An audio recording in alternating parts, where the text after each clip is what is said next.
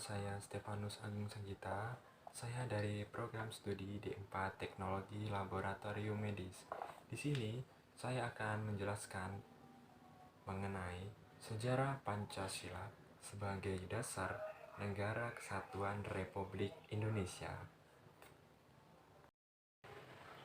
Hari lahir Pancasila diperingati bangsa Indonesia pada 1 Juni setiap tahunnya. Pancasila yang terdiri atas 5 dasar atau azas ini mempunyai catatan sejarah cukup panjang sebelum pada akhirnya resmi dijadikan sebagai dasar negara Indonesia. Awal mula tercetusnya Pancasila yaitu karena ada sebuah janji oleh Jepang kepada Indonesia untuk memerdekakan Indonesia. Hal itu dibuat oleh Jepang karena Jepang ingin menarik hati masyarakat Indonesia agar dapat membantu melawan sekutu saat perang. Tetapi dari janji tersebut, maka dimanfaatkanlah oleh tokoh-tokoh kemerdekaan Indonesia untuk segera memerdekakan Indonesia karena pada saat itu Indonesia berada dalam kekosongan kekuasaan Jepang.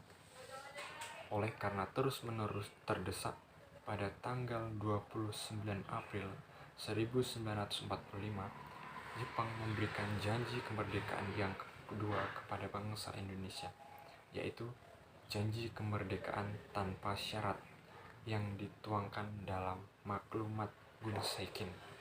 Dalam maklumat tersebut, sekaligus dimuat dasar pembentukan Badan Penyelidik Usaha-usaha Persiapan Kemerdekaan Indonesia atau yang disebut sebagai BPUPKI.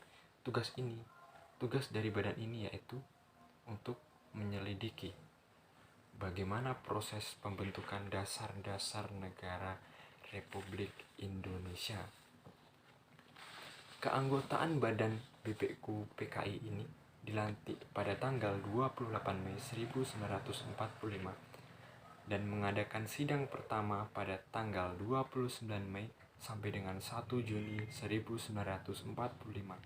Dalam sidang pertama, yaitu yang dibicarakan khusus mengenai dasar negara untuk Indonesia merdeka nantinya. Dasar negara itu disampaikan oleh Muhammad Yamin dan Insinyur Soekarno. Tanggal 29 Mei, Muhammad Yamin mengajukan usul mengenai calon dasar negara secara lisan yang terdiri atas 5 hal, yaitu peri kebangsaan, peri kemanusiaan, peri ketuhanan, peri kerakyatan, dan kesejahteraan rakyat. Secara lisan, Muhyamin juga mengajukan usul secara tertulis, yaitu ketuhanan yang Maha Esa, persatuan Indonesia, rasa kemanusiaan yang adil dan beradab, kerakyatan yang dipimpin oleh hikmat kebijaksanaan dalam permusyawaratan atau perwakilan, keadilan sosial bagi seluruh rakyat Indonesia. Kemudian 1 Juni, Insinyur Soekarno mengajukan usul mengenai calon dasar negara, yaitu nasionalisme, internasionalisme, mufakat atau demokrasi, kesejahteraan sosial, dan ketuhanan yang berkebudayaan. Kelima hal ini diberi nama Pancasila. Lebih lanjut, Bung Karno mengemukakan bahwa kelima sila tersebut dapat diperas menjadi trisila, yaitu sosionasionalisme, sosiodemokrasi, dan ketuhanan. Para anggota BPUPKI sepakat untuk membentuk sebuah panitia kecil yang tugasnya adalah menampung usul yang masuk dan memeriksanya serta melaporkan kepada sidang pleno. Tiap anggota diberi kesempatan untuk mengajukan usul secara tertulis paling lambat 20 Juni 1945. Panitia kecil terdiri atas 8 orang. Pada tanggal 22 Juni 1945 diadakan rapat gabungan antara panitia kecil dengan para anggota BPUPKI. Hasil yang dicapai antara lain disetujui dibentuknya sebuah panitia kecil penyelidik usul-usul atau perumus dasar negara yang terdiri dari Insinyur Soekarno, Drs. Muhammad Hatta, Mr. A.A. Maramis, Kiai Haji Wajid Hasyim, Abdul Kahar Muzakir, Abi Kusno Tejokro Sujoso, Haji Agus Salim, Mr. Ahmad Subarjo, dan Mr. Muhyamin. Panitia kecil yang beranggotakan 9 orang ini berhasil merumuskan Mukadimah Hukum Dasar yang kemudian dikenal dengan sebutan Piagam Jakarta. Dalam sidang BPU PKI yang kedua tanggal 10 sampai dengan 16 Juli 1945, hasil yang dicapai adalah merumuskannya rancangan hukum dasar, dan tanggal 9 Agustus dibentuklah Panitia Persiapan Kemerdekaan Indonesia atau yang disebut sebagai PPKI. Pada tanggal 15 Agustus, Jepang menyerah tanpa syarat kepada sekutu. Sejak saat itu, Indonesia kosong dari kekuasaan. Keadaan tersebut dimanfaatkan dengan baik oleh para pemimpin bangsa Indonesia atau tokoh Indonesia, yaitu dengan memproklamasikan kemerdekaan Indonesia pada tanggal 17 Agustus 1945 dengan proses yang begitu panjang. Proklamasi kemerdekaan. Sehari setelah itu, PPKI mengadakan sebuah sidang dengan acara utama, yaitu mengesahkan rancangan hukum dasar dengan pembukaannya dan memilih presiden dan wakil presiden. Untuk pengesahan pembukaan terjadi proses yang sangat panjang, sehingga sebelum mengesahkan preambul, RS Muhammad Hatta terlebih dahulu mengemukakan bahwa pada tanggal 17 Agustus sore hari, sesaat setelah proklamasi kemerdekaan, ada utusan Indonesia bagian timur yang menemuinya. Intinya, rakyat Indonesia bagian timur mengusulkan agar pada alinea keempat di belakang kata ketuhanan yang berbunyi dengan kewajiban menjalankan syariat Islam bagi para pemeluknya dihapus.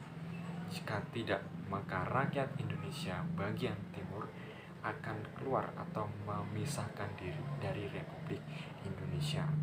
Usul ini oleh Muhammad Hatta disampaikan kepada sidang pleno PPKI, khususnya kepada para anggota tokoh-tokoh Islam, antara lain kepada Ki Bagus Hadikusumo, Kiai Haji Wajid Hasyim, dan Teuku Muhammad Hasan.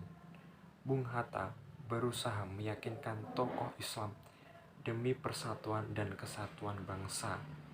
Oleh karena pendekatan yang terus-menerus dilakukan dan demi persatuan dan kesatuan, mengingat Indonesia baru saja merdeka, akhirnya tokoh Islam merelakan dicoretnya dengan kewajiban menjalankan syariat Islam bagi pemeluk-pemeluknya di belakang kata ketuhanan dan diganti dengan Yang Maha Esa. Setelah melalui proses yang panjang dalam sebuah persidangan, panitia akhirnya dapat disahkan pada sidang PPKI tanggal 18 Agustus 1945 dan Pancasila disahkan.